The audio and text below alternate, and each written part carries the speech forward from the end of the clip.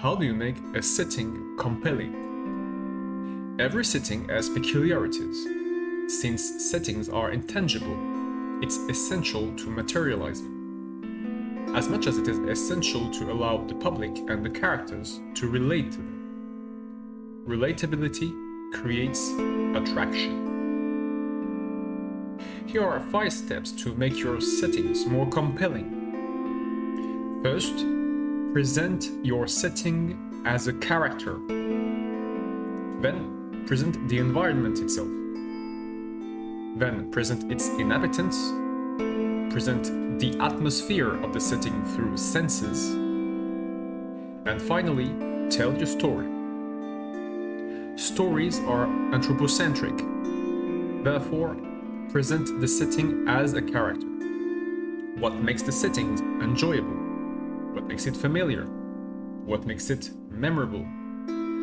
How do you create a place where the public and the characters want to return?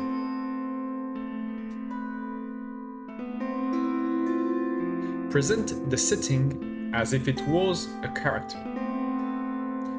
Define the purpose of the setting by defining the origins of the setting. What's its role?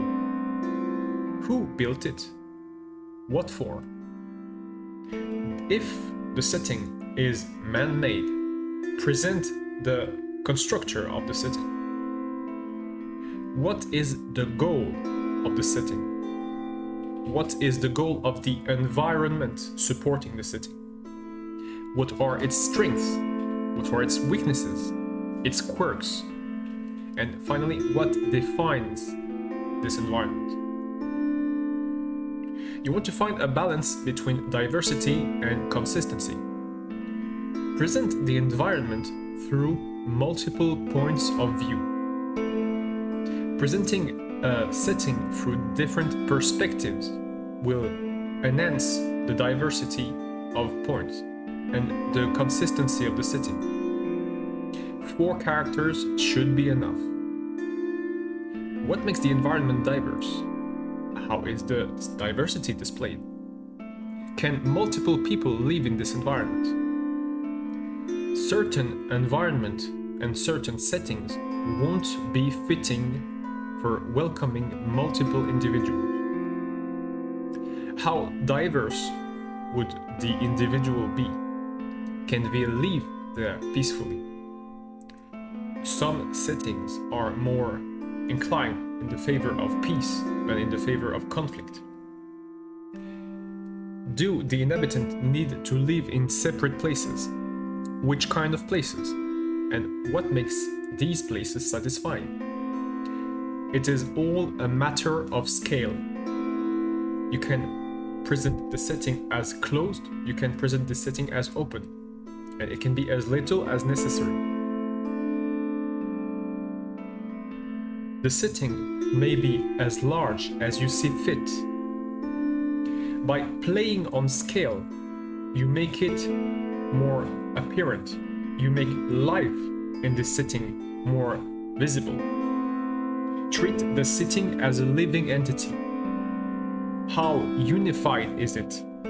How does it gather life? How does it shelter living beings? How is life represented on its surface and in the underground? Do the living species in the setting live in conjunction? Do they live in synergy?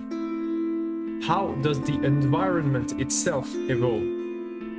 Even the supposedly inert part, you can talk about the minerals and how they evolve. Treating this setting as a character allows you to create attachment. It helps you to link the characters and the environment, and subsequently the public and the environment, as the public becomes more attached to the characters. Create a bond between the characters in the environment by integrating the characters in it. Link them through the story. Give them a reason to stay in this environment. Create a story for each character or for the group as a whole in order to display their progressive attachment. You can present the character as an environment, and the environment itself as a new character, or even as a returning character, taking the place of a character which has disappeared. Make use of identification and projection. Project the character's identity through the environment by making use of quirks. Develop non-human characters through your story and integrate them to a specific environment in which they need to live. Make use of anthropomorphism. Let the character be triggered. Let them display immediate reaction. Those reactions will help you to display clearly their attachment to the setting. Let the character be in the short term. Let the short term matter to them in order to create an attachment in the long term.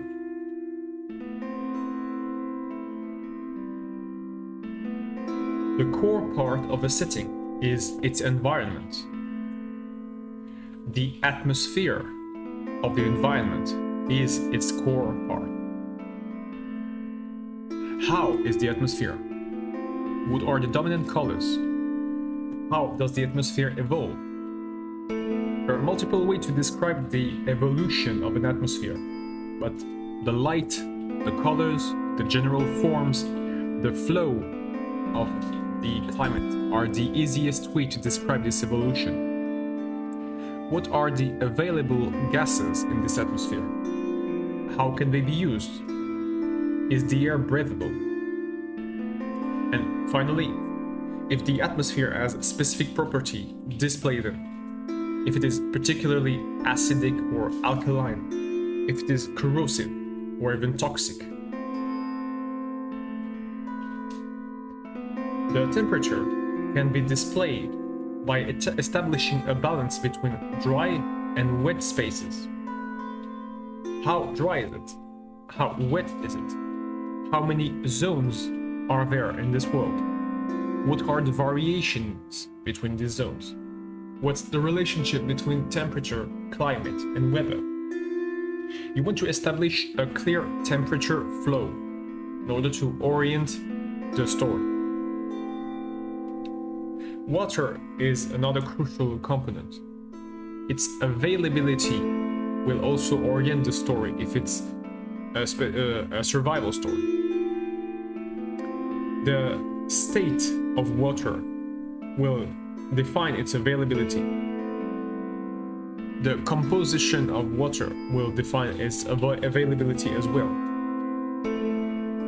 Are there any parts of the world where there are not water?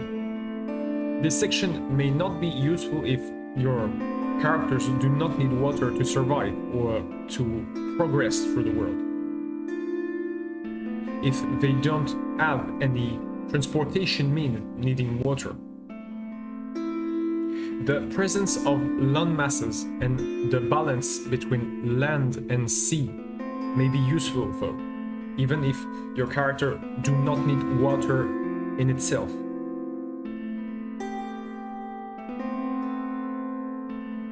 Finally, the presence and the nature of landmarks and landscapes is essential, just as a basic way for the character to track their progression. How are the landscapes? Which kinds of landscapes can be found on this world? If you're making a planet which does not follow basic physics, geology, or biology you can find on Earth, you can pass this section. But if you try to imitate Earth, you'll want to find mountains, seas, some form of plain or meadows, forests, and marshland, depending on the temperature, the wetness, the availability of water in general. Are there any landmarks, and how are these landmarks? Landmarks can be seen as proof of civilization, either existing or about to be. If landmarks were built, it's especially important. You also want to make use of elevation in order to create depth in your geography.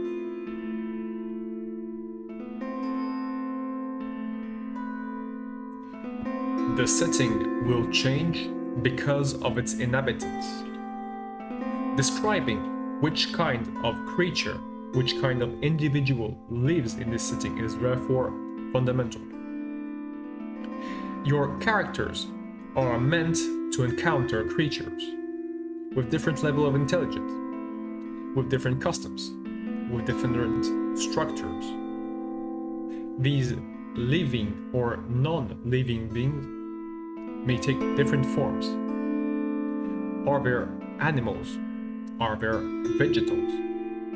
How does life develops in this part of the world, in this setting? Are there definite areas? How are these areas defined? And how can they be identified? There is a matter of territoriality between the different species of the world, where they can live, where they want to live, and how their territories evolve. The appearance of these inhabitants are an easy way to create diversity, surprise, and contrast. You can create diversity just by tweaking three elements: size, form, and color. Which kinds of inhabitants are met by your characters?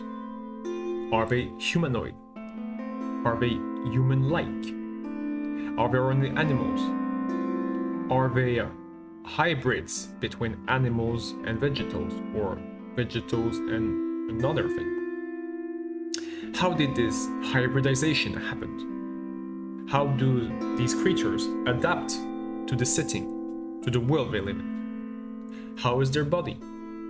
How did they externally adapt? And how did they internally adapt? Creatures are meant to have an alien behavior, a different behavior from your character. In this manner, they should react to your character since they are different. How do they act? Which kind of behavior do they display? Their level of hostility, the fact they are welcoming, that they live as a community, that they try to create a sense of belonging or unity, is crucial. If they regroup, if they live in community, if they display signs of gregariousness, these creatures may be able to organize themselves in larger groups. If it is the case, you have to ask yourself which kinds of organization populate this setting. Organizations are meant to administrate a due environment, to manage its resources according to its population's needs. What's the goal of these organizations? What are their symbols? Which resources are they looking for? And how do they use them? You want to think about a hierarchy, or eventually multiple ways to administrate their territory. The technology they use, the kind of technology that may surprise them, which may interest them, or which may scare them.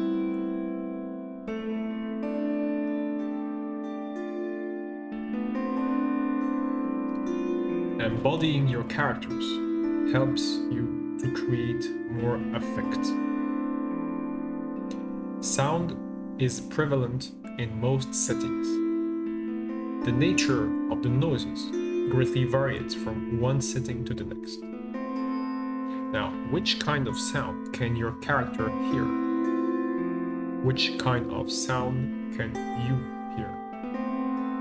Do people speak? Can you hear their voices? What does these voices evoke to you? How do they feel? How do they sound? Is there chatter or is it clear? What do people speak about? What interests them?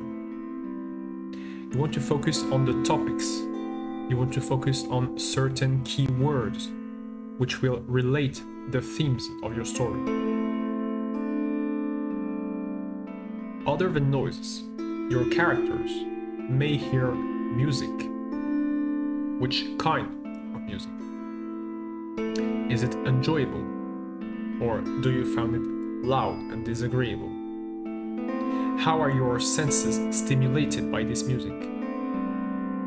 What are you attracted by in it? How do the ambient noise articulate with the music? Since both of them are sound components, they will act in synergy in your mind.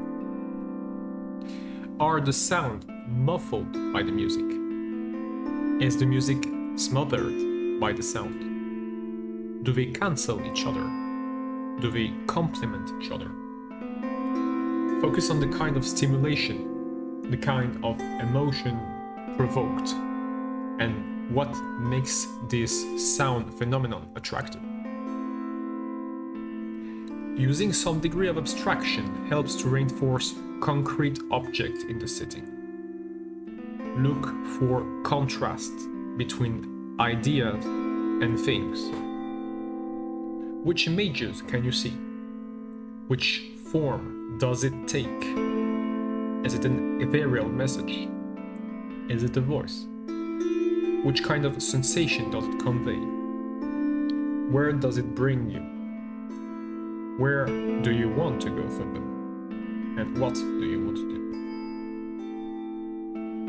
do? Other senses than hearing should be stimulated.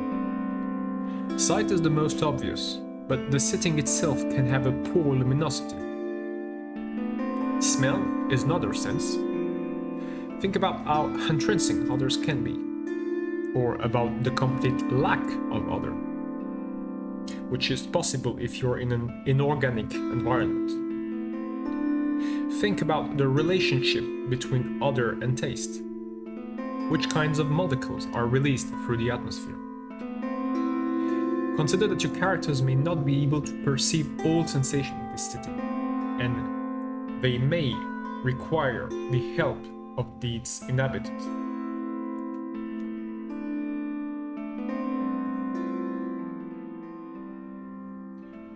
Stories are based on information deficit. Your characters will always have information and will always be in need of information. What you should ensure is that the balance between the need and the have is relatively good. What are the characters looking for? What disappeared? Which information do they need to retrieve what they lost? Which hidden information are they looking for? Where can they find it? How can they find it? How do they face the unknown? With excitement? With fear? How do they manage randomness? Your characters are discovering the setting. They want to visit it. Now, which places will the character visit first? This should define the degree of affinity with every section of the setting. What do the characters look for? What do they intend to find? And what do they find truly? What makes it incredible? What makes it foreign? What makes it memorable?